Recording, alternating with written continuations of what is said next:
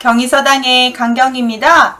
한자 지능의 책 3급 1과에 있는 한자를 정리하고 있고요. 오늘 두 번째 시간입니다. 15장 한번 쉽게 설명해 드리겠으니 천천히 한번 신청해 주세요. 한번 할까요?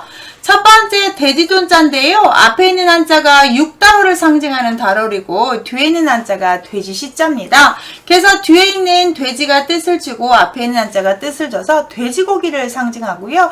우리가 돼지고기를 빵가루 묻혀서 튀긴 음식을 돈가스라고 할 때도 가스는 음식 명칭이 되고 돈이라는 말이 이 돼지돈이 되겠습니다. 그래서 양돈이라고 할 때도 쓰고 돼지를 상징하는 한자를 이렇게 육다를 활용해서 만들고 있습니다. 두 번째 구리동자를 보시면 앞에 있는 쇠금이 뜻을 주고 한 가지 동자가 동이라고 해서 금하고 색깔만 같은 걸 뜻합니다. 그러니까 아주 쉽죠. 구리라는 한자고요. 구리는 우리가 색깔은 금색이지만 성분이 금이 아니죠. 그래서 금과 색만 같은 구리 성분을 뜻하고요. 금메달, 은메달, 동메달 할 때 쓰는 동자가 되겠습니다. 그래서 구리동이 됩니다.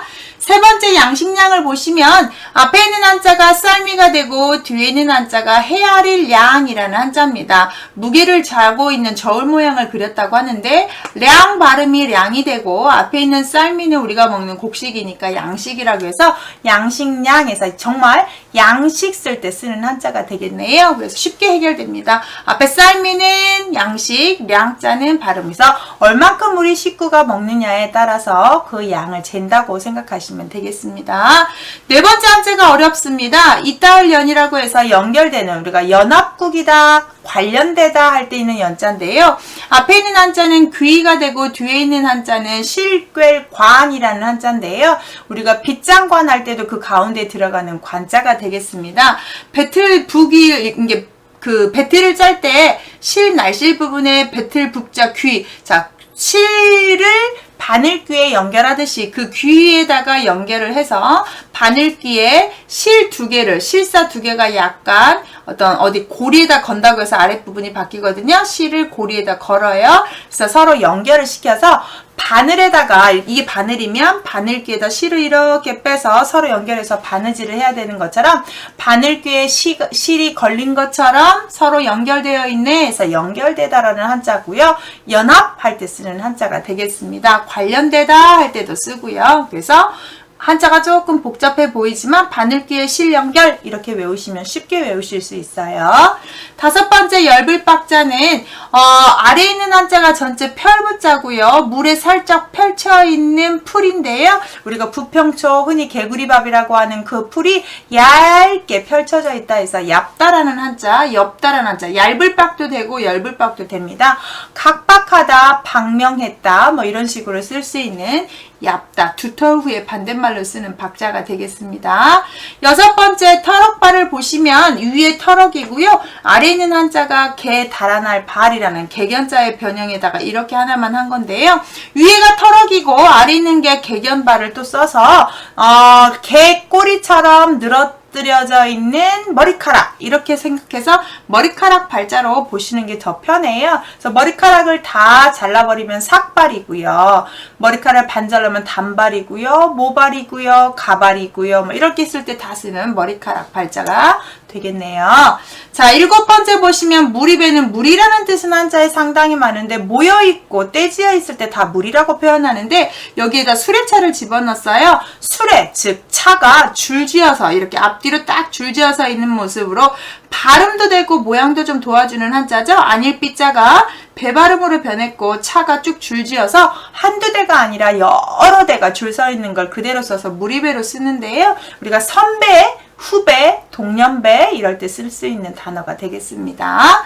여덟 번째 번성할 뻔이 잠깐 어려울 수 있어요. 원래 번성할 뻔은 이자를 쓰지 않고 이자에다 여기다 실사를 올려놔서 이게 원래 원자의 번성할 뻔인데요. 매번 식물이 자라는 것처럼 실이 계속 많이 만들어서 이게 실을 뽑아내어서 계속 실패에다가 묶어놔서 많이 묶여있는 실패를 생각하면서 많이 있는 실, 실을 많이 만들었다, 실이 많이 있다, 여기에서 번성하다라는 뜻을 뜻합니다. 실을 많이 채취했다, 치를 많이 가지고 있다. 이렇게 표현하시면 좋겠습니다. 9번째 배복자도 똑같이 앞에 다롤이 나오면 신체고요. 뒤에 있는 한자가 돌아올 복자에서 우리 배라는 것이 음식을 먹으면 빵빵해지고 음식이 없으면 쏙 들어가는 것처럼 왔다 갔다 불렀다 꺼졌다 불렀다 꺼졌다 하는 우리 신체 중에 배, 복부를 상징하는 복자가 되겠습니다. 10번째 가루분자도 보시면 앞에 쌀미에다가 뒤에 나눌분을 써요. 쌀을 계속 나누면 어떻게 돼요? 가루가 되죠. 그래서 우리가 분유라든지 이럴 때 쓰는 분자가 되겠습니다. 11번째 떨칠불자는 앞에 손수고 뒤에 있는 한자가 안이불이라는 한자인데요. 활이 이렇게 휘고 저렇게 휘어서 쓸 수가 없어요. 버려야 돼요. 그것처럼 내 손에 가지고 있는 돈을 버리듯이 남을 줘버리는 것을 떨쳐버리다 주다라고 해서 돈을 주는 것을 지불하다. 먼저 주면 선불, 뒤에 주면 후불 이렇게 표현할 때 쓰는 불자예요. 그래서 뒤에 있는 한자를 내가 못 쓰는 화를 버리듯이 누군가를 주는 행위를 떨칠불이라고 합니다. 우리가 이제 이거를 좀 미국 돈 달러 같이 생겨서 쉽게 달러를 지불하다 이렇게 하셔도 좀 편하게 외우실 수 있지 않을까 싶어요. 12번째 나물소 어렵습니다. 나물소 어려워요. 위에 풀초 나무를 상징하고요. 아래가 소자인데 이 소자 보시면 앞에가 발족자의 변형자인 발소고요. 뒤에 있는 한자는 흐를리처럼 생겼지만 아이를 낳고 있을 때 양수가 흐르는 모양을 그린 한자입니다. 그래서 앞에 발족은 자 씨앗을 뿌리고 잘 했는지 이렇게 발로 딱딱딱딱딱 밟아주고 흐를류 아이가 태어날 때 양수 나오고 물 나오는 것처럼 물을 쫄쫄쫄 줘서 잘 텃밭에다 기르는 나무를 상징하는 글씨래요. 간단히 보면 풀초가 나물이고 아래가 소니까 소 이렇게 하면 깨끗하게 해결이 되지만 해석을 약간 하면 발로 씨앗 뿌려서 밟아주고 물 주고 해서 기르는 나물에서 채소 할 때 쓰는 소자입니다. 13번째 보시면 앞에 있는 한자가 누릴 향자인데 제사 지내는 모습이고 재물을 바치려고 솥단지에다 음식을 하고 있는 솥을 상징하고요. 뒤에는 알환이라고 보이시지만 약간 변형자인데 칼도의 변형이라고 보시는 해석들이 많습니다. 그래서 제사를 지내고 재물을 바치기 위해서 짐승을 잡으려면 칼이 필요하죠. 그래서 그 칼을 활용해서 제사를 지내는 음식 솥단지에 넣어서 불로 떼가지고 그 제사 음식을 익히고 있는 중입니다. 우리가 닭을 익혀 먹는 걸 백숙이라고 하죠. 그때 쓰는 숙자고 계란 후라이 해서 드실 때 반숙이다 완숙이다 할 때 쓰는 숙자예요. 익혀 먹는 제사 음식을 익히고 있는 모습을 쓸 수 있는 단어로 외우시는 것이 좋겠어요.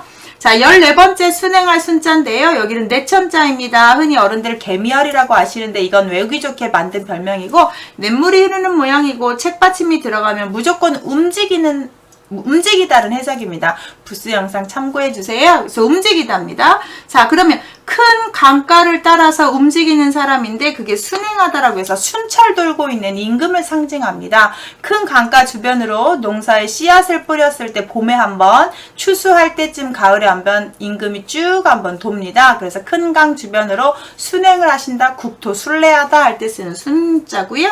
우리가 순경, 순찰할 때도 이 순자를 쓰지요. 자, 마지막 15자 줄이라자인데요. 앞에 밥식이고 뒤에가 나아자예요. 밥을 못 먹고 있는 나입니다. 우리가 굶어 죽는 걸 뭐라고 하죠? 아사라고 하죠. 그때 쓸 수 있는 아자가 되겠습니다.